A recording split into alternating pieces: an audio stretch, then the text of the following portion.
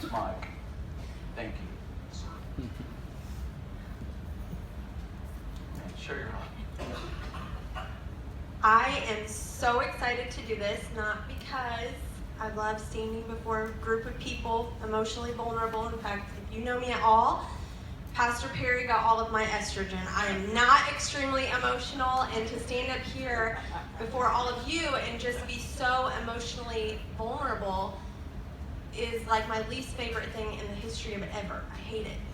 And I want to just walk away, but I know that that's not what God's calling me to do. So I'm excited to share with you because my testimony is built on so many different tests, and to stand on the other side of all of that and to be able to proclaim victory through Jesus is so exciting. And so I hope that some piece of what I have to say will resonate with you and spur you into a relationship with Jesus, because I'll tell you what, I'm a really strong girl, but I could not do any of it without him.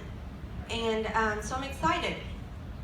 So I grew up in church. We not super regularly, but we knew Jesus, and we said our nighttime prayers. And we were in and out of church. And it wasn't until though I was a teenager, I would say, that my parents both gave their lives to Jesus and started living for him. But at that point, I was already living a pretty destructive lifestyle, and so my relationship with Jesus was very one-sided. And so it was a whole lot of, dear God, I need you to do this for me, and I promise I will never do that again. It was a lot of that, like every Sunday. And then it would repeat all the same thing, and then I would say that all again the next Sunday. And the thing is that he always fulfilled his promises, and I never, ever did. I mean, I just never did. I'm sorry, I'm not good with the podium. I don't stand still. So I never kept my promises, so that relationship was really just very selfish and very one-sided. And it really was years and years before I knew what it really meant to have a relationship with Jesus. And so about 6 years ago, my husband Paul and I started attending a community church, and we attended there for about a year, pretty regularly, but really we were just attenders. I mean, we didn't do anything to surrender our lives or change our lives, or it was just show up, do the right thing, like a good little family, and then go back to life on Monday, and then come back and repeat on Sunday. So there was no real heart change, if I'm being just totally transparent and honest. But about a year after going there, almost exactly 5 years ago, on December 1st, I woke up with an extreme headache. And it wasn't a normal headache, and I'm not a headachy person. And I pretty instantly knew that something was really, really wrong. And so the pain was so bad that I was just vomiting because the pain was just so bad. That was on a Thursday. And then on that next day, that Friday, by that evening, my husband took me to the emergency room because I thought for sure I was dying. I mean, the pain was just horrible, horrible. And I couldn't sit upright without just vomiting because the pain was just so bad.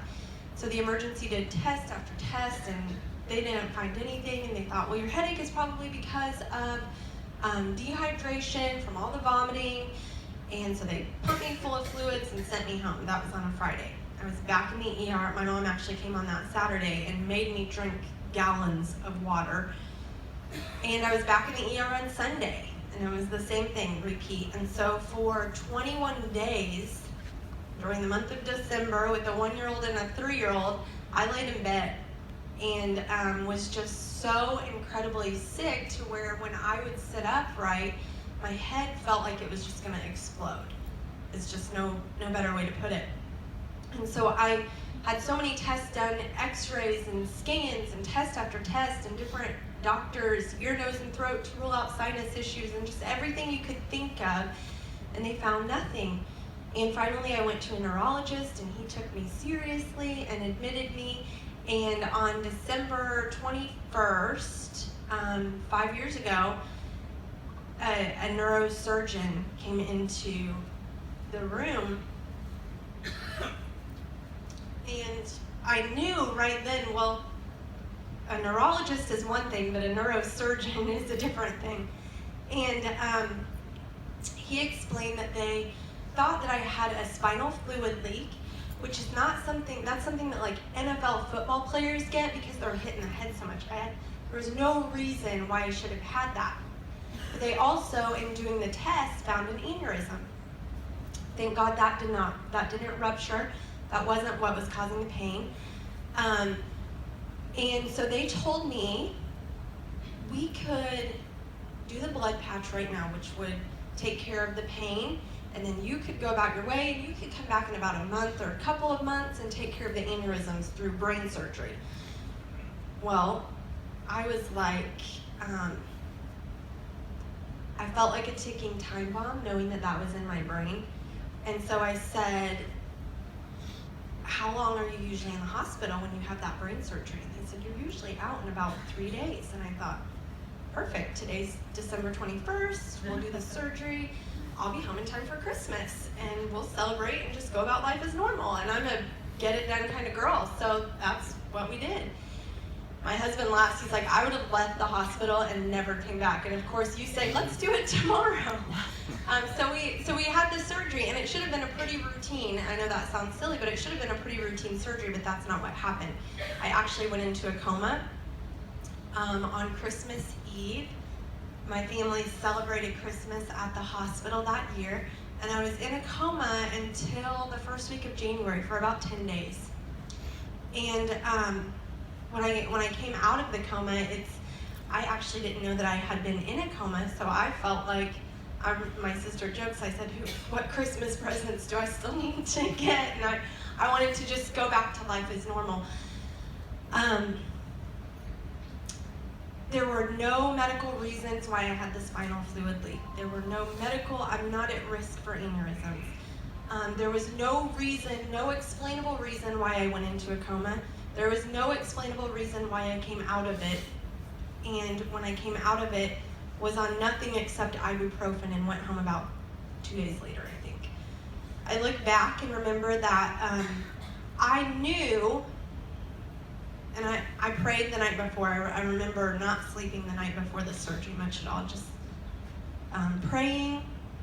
And I knew that I would survive, but I thought, I know I'm gonna survive, but the pain is gonna be unbearable. I just remember thinking that, there's just no way around that. But I look back and see how God actually removed that, and that wasn't an issue at all. I survived, and I was never in pain because I was in a coma during the entire time that I was healing. And so when I woke up from that, I was just on ibuprofen, no pain meds, and so he really saved me from that. That whole story is really just the start of my testimony, and it took me 8 minutes to tell. Okay, so after that, the next 2 years were just the start of storm after storm for us. The kind of storms where you are swimming and you get your head up above water and you take a deep breath and feel like you can breathe again, and then a huge wave comes and just knocks you right back under. And that's what our life was for the next couple of years. And again, my relationship at that point, if I'm being honest, was still pretty one-sided. It was a lot of, Jesus, I need you to do this for me. And that was it. And him keeping his promises and me never, really.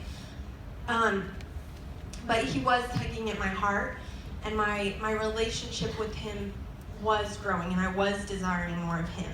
Over the course of the next 2 years, my sister and her 2-year-old moved in with us just to help. My memory was horrible for about a year. Horrible to where like I forgot to pick my kids up from school type of horrible. They were so little, and so she moved in with us. Also that year I lost my job, which accounted for about 50% of our family income. Thankfully God had another plan for me in that area of life, and so I'm so thankful. Also, over the course of that next couple of years, my husband had developed just really severe anxiety, and that kind of led to just a downward spiral that really was out of control, and it took a toll. Just all of that took a toll on our marriage, and our marriage was really at a point where we just did not, I don't think we liked each other, did we? I don't feel like we liked each other. I didn't like you.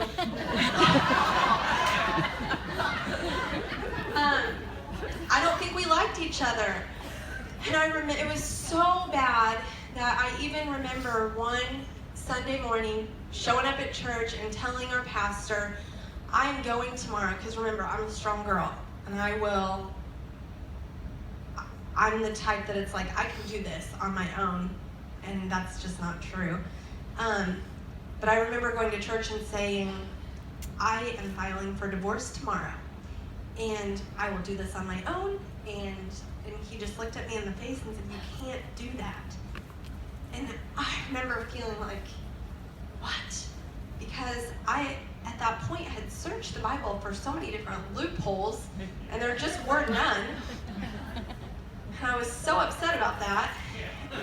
And I thought that when I would go there on that Sunday that he would say something like, Brandi, I get it. It has been hard.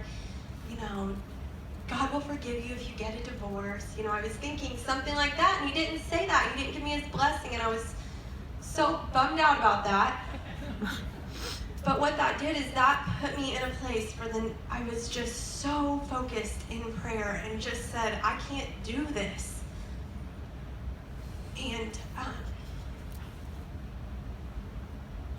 And God, over that next month, completely healed my husband from the anxiety and all of that. And in that same month, he restored our marriage. And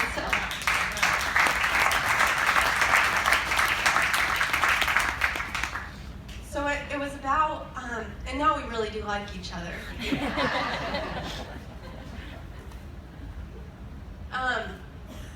We even love each other. But it was about a year after, or actually it was that same, just a month later, that it finally hit me, and I thought, oh my gosh, I am such a disgusting, selfish person. And I looked back and I saw everything that God had done for me.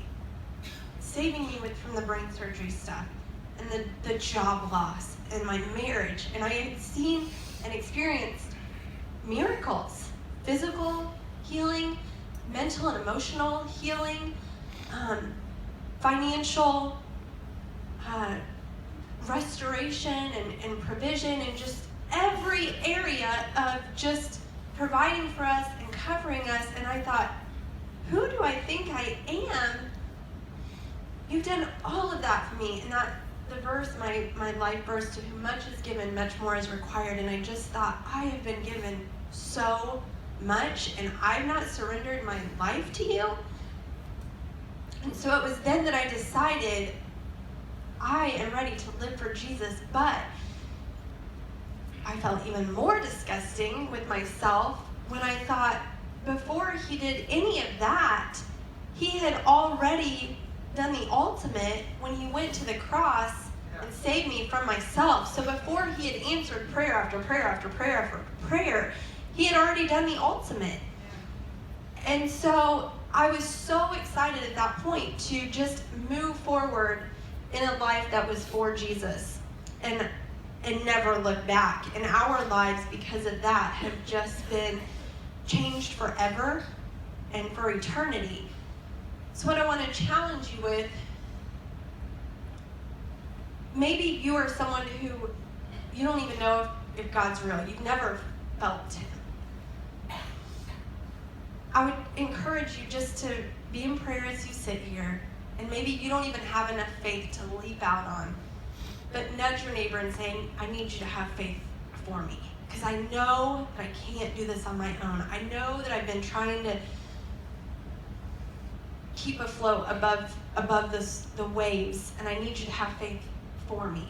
Maybe that's you, or maybe you're someone who you believe, and you are just so ready to go into full surrender because you know that his plans for your life are so much better than your plans for your life. Maybe that's you. Maybe you are so ready. I would just encourage you today to take that step. Or maybe you are someone who you've taken that step before. You have at one point or another surrendered your life to Christ, and you are walking in his ways, but something happened, maybe divorce or health scares or job loss or one of those things. Something happened where Satan crept into your life and took you off track. And you've been walking in your own strength and in your own will and ways for a long time now. Maybe that's you. But where has that gotten you? That is a hard way to walk. I know it because I've walked it. And so I would encourage you today, if you're that person, to just make that commitment again today. If he feels far from you, it's not because he's left you. It's because you've turned your back, and all he's doing, all he wants you to do is turn and look at him again and say, I need you. I need you in my life. I can't do this on my own. So that's all I've got. Praise God.